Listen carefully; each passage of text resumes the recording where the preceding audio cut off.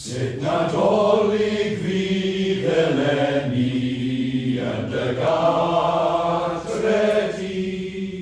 a fydd dathlu gwyl y geni yn dy gartredi. Wrth y bwrdd ymysg a teulu, a fydd sŵn y tu yn boddi llais a baban yn y goedi, yn dy gartredi. Sut Nadolig fydd eleni yn dy gartredi, a fydd dathlu gwyl y geni yn dy gartredi.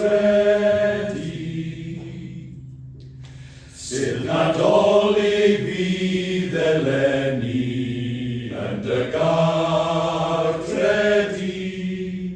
a fydd yno blant yn canu yn dy gartredi, a fydd goleuadau'r goeden a chwmpaenau'r teulu llawen yn dy rwystro'i